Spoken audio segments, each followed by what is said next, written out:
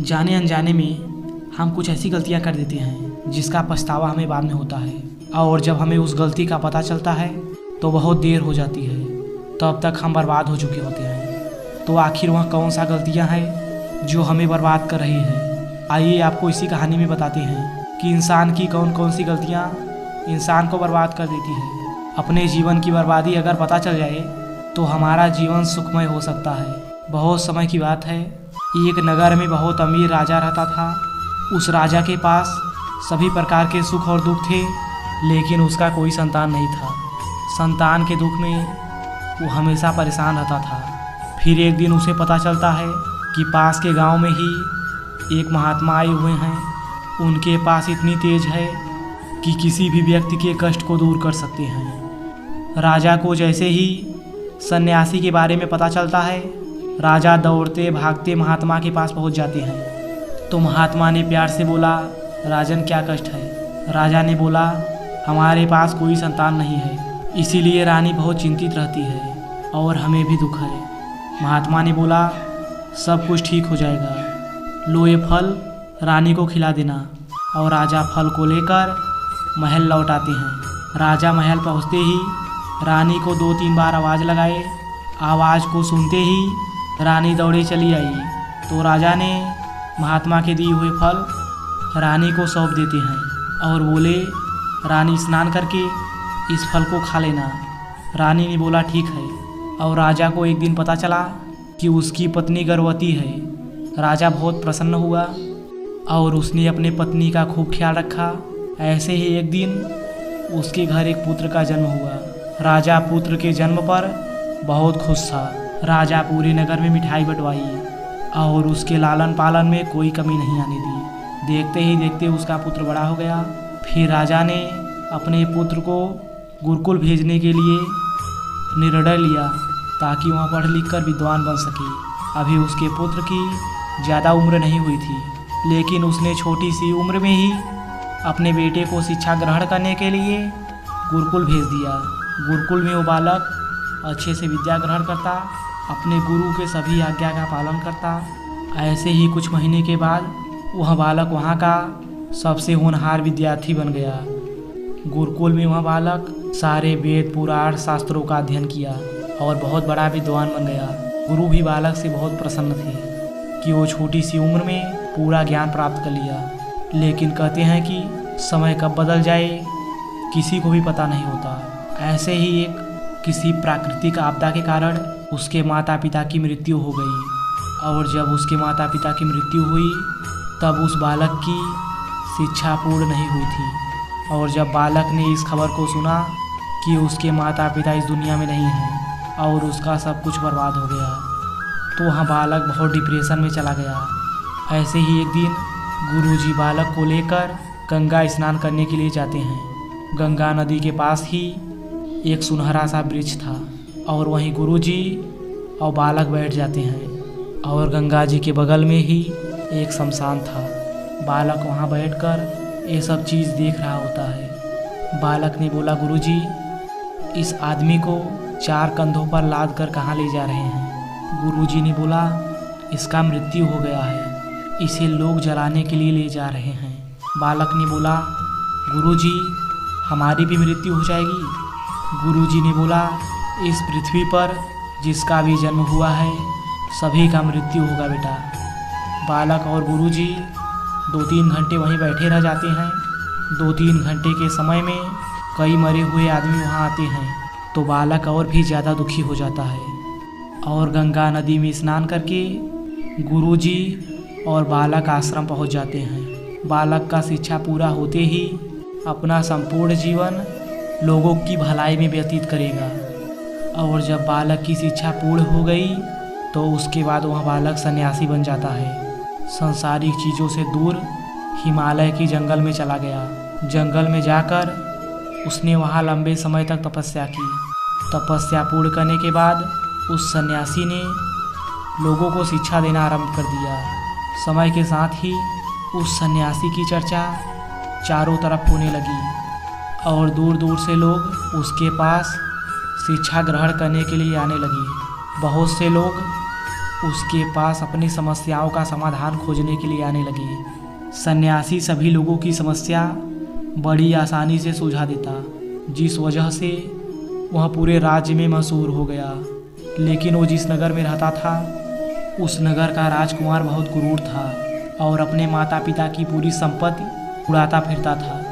जैसे ही राजकुमार को पता चलता है हमारे पास के गांव में ही एक सन्यासी आए हुए हैं, तो राजकुमार ने सन्यासी से मिलने का निश्चय बनाया। अगली सुबह राजकुमार अपने महल से निकलकर सन्यासी से मिलने के लिए जाता है और फिर वो उस कुटिया में पहुंच गया।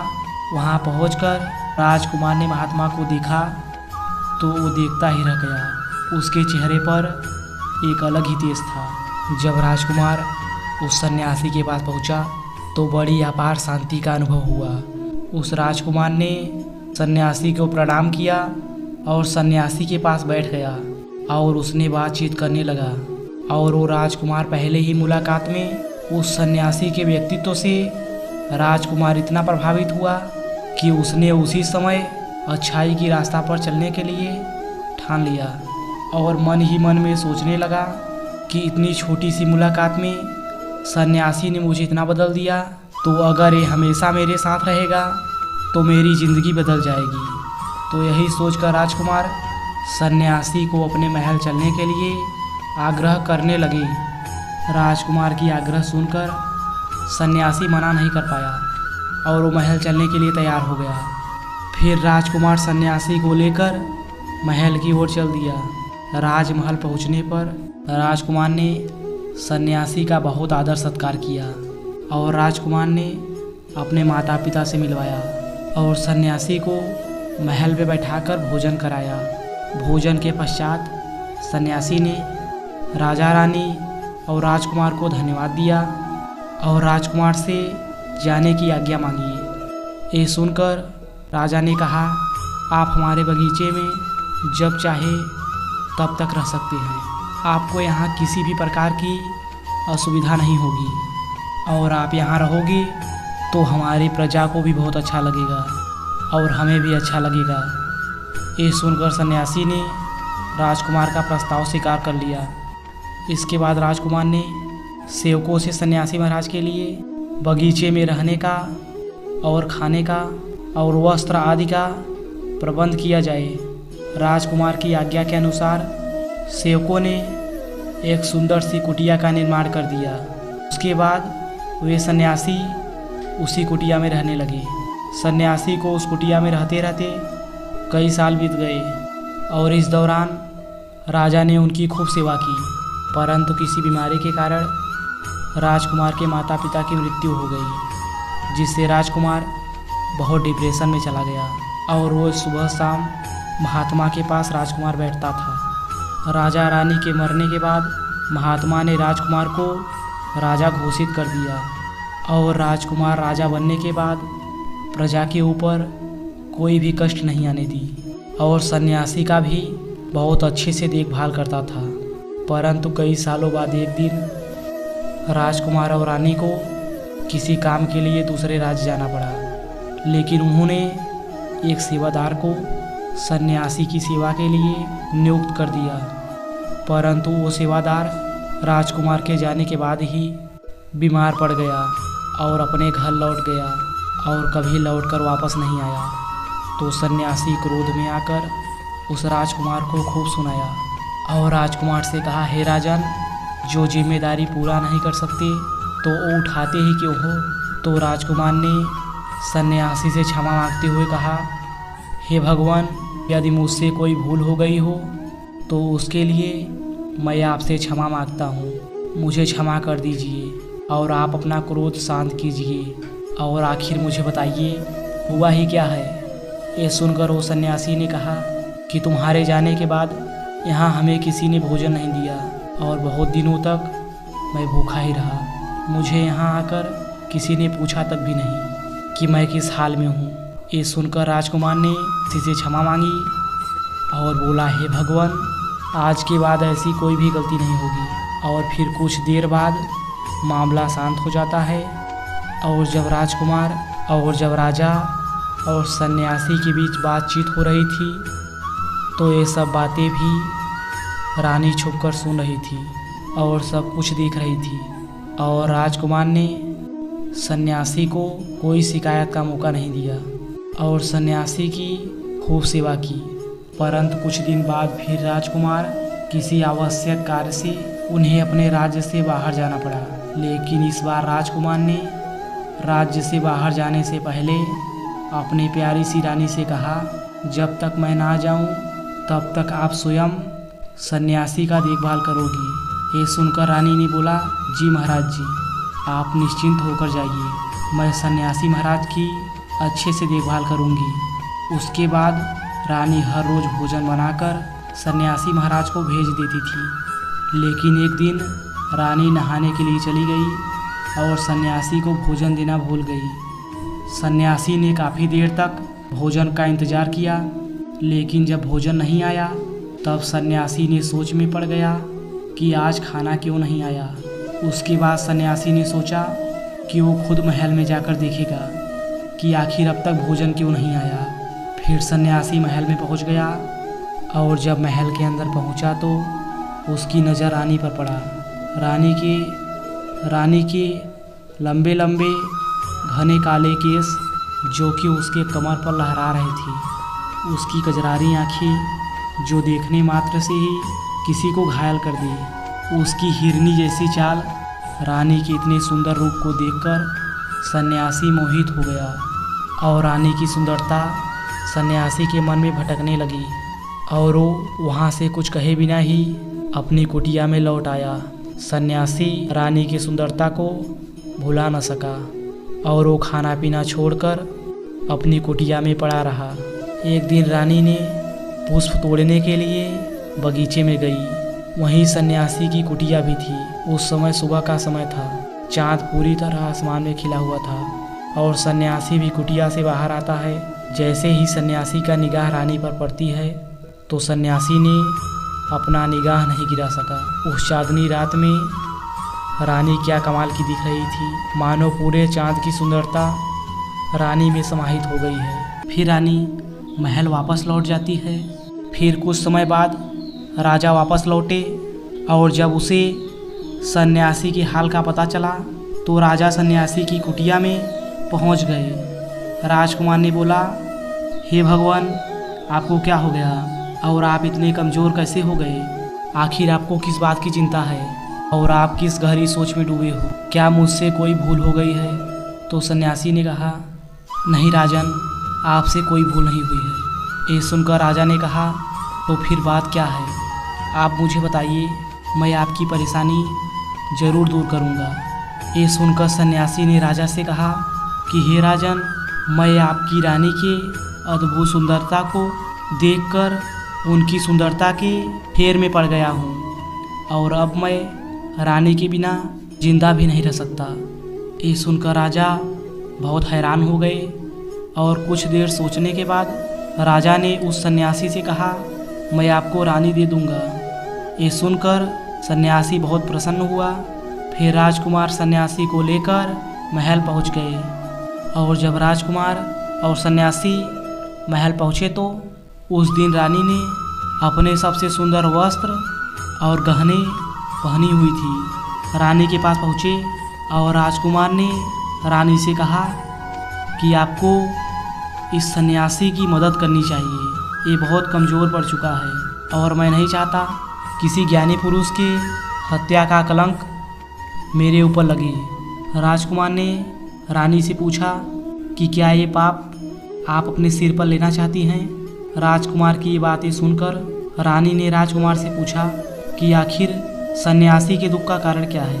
तो राजकुमार ने रानी से कहा कि सन्यासी आपकी सुंदरता के अद्भुत दीवाने हो गए हैं। राजकुमार की बात सुनकर रानी ने कहा, राजन आप चिंता मत करिए, अब आप सब कुछ मेरे ऊपर छोड़ दीजिए। मुझे अब पता है कि मुझे अब क्या करना चाहिए। उससे ना तो आपके ऊपर सन्यासी की हत्या का पाप लगेगा और ना ही उससे हमारे पवित्र धर्म का नाश होगा। रानी की बात सुनकर राजकुमार ने सन्यासी को सौंप दिया। उसके बाद सन्यासी रानी को लेकर कुटिया में पहुँची। जब रानी सन्यासी की कुटिया पर पहुँची तो रानी ने सन्यासी से कहा कि हमें रहने के लिए घर चाहिए, हम इस झोपड़ी में नहीं रह सकते। ये सुनकर सन्यासी ने राजकुमार के पास गया और राजकुमार से जाकर बोला कि हे राजन, हमें रहने के लिए एक घर चाहिए, हम इस झोपड़ी में नहीं रह सकते। सन्यासी की ये बात सुनकर राजकुमार उसके लिए घर का प्रबंध कर दिया। फिर सन्यासी ने रानी को लेकर घर पहुंचा और रानी नहा धोकर बिस्तर पर आ गई। फिर सन्यासी भी बिस्तर पर आ गया। फिर उसके बाद रानी ने सन्यासी से कहा, आप एक महान सन्यासी थे जिसके लिए राजा स्वयं आपकी ज़रूरत की वस्तुएं उपलब्ध कराते थे। इसके पास लोग दूर दूर से विद्या ग्रहण करने के लिए आते थे, जो लोगों को सत्य की राह दिखाया करते थे, जो लोगों की समस्या का समाधान करते थे, जिसको सभी लोग गुरु मानते थे। और आज आप वासना के कारण मेरे गुलाम हो गए हो।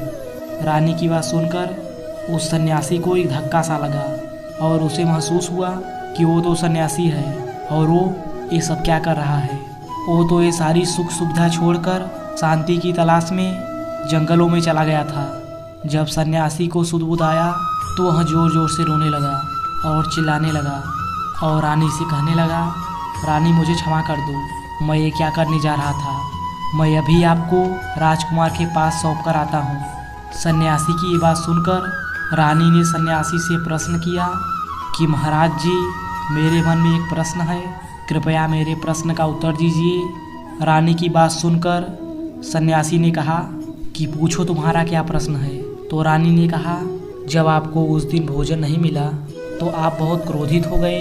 तब मैंने आपकी पहली बार ऐसी रूप देखी थी और तभी से मैं आपके व्यवहार में परिवर्तन देख रही थी। ऐसा क्यों हुआ महात्मा जी, आखिर आपको इतना क्रोध क्यों आया। रानी की बात सुनकर सन्यासी ने रानी को समझाया, जब मैं जंगलों में था तो मुझे समय पर भोजन नहीं मिल पाता था, लेकिन जब मैं महल में आया तो महल में आने के बाद तो मुझे सारी सुख सुविधाएं मिली और फिर मैं इन सुख सुविधाओं के मोह में पड़ गया और मुझे इसके प्रति लगाव उत्पन्न हो गया। और मुझे जब ये सब नहीं मिला तो मेरे अंदर क्रोध उत्पन्न हो गया। फिर सन्यासी ने कहा, महारानी सच तो ये है, अगर इच्छा पूरी न हो तो क्रोध उत्पन्न होता है और अगर इच्छा पूरी हो जाए तो लालच बढ़ जाता है। सन्यासी ने रानी से कहा, ये इच्छा की पूर्ति ही है, मुझे वासना के द्वार तक खींच लाई और मैं आपके प्रति आकर्षित हो गया। इसके बाद वो सन्यासी रानी को लेकर राजकुमार के पास गया और बोला कि हे राजन, मुझे क्षमा कर दो, मुझे अपनी गलती का एहसास हो गया। ये लो रानी, मुझे ये सब नहीं चाहिए। मैं अपनी इच्छा के वशीभूत होकर ये गलत कार्य करने जा रहा था और मैं अपने जीवन को बर्बाद कर रहा था, लेकिन मुझे अब सब कुछ समझ आ गया। उसके बाद सन्यासी ने कहा, हे राजन, मनुष्य की बर्बादी का 4 कारण होता है और दुनिया के हर व्यक्ति के अंदर ये 4 अवगुण होते हैं, लेकिन जो व्यक्ति इन पर नियंत्रण पा लेता है वो दुख और परेशानियों से बच जाता है और वही व्यक्ति जो 4 अवगुण पर नियंत्रण नहीं कर पाता वो बर्बाद होने के कगार पर पहुंच जाता है। ये सुनकर राजा ने कहा, आप मुझे वो 4 कारण दूसरे वीडियो में बताना। अगर आपको चारों कारण सुनना है तो प्लीज़ चैनल को सब्सक्राइब कर दो। तो मिलते हैं फिर दूसरे वीडियो में, तब तक के लिए गुड बाय।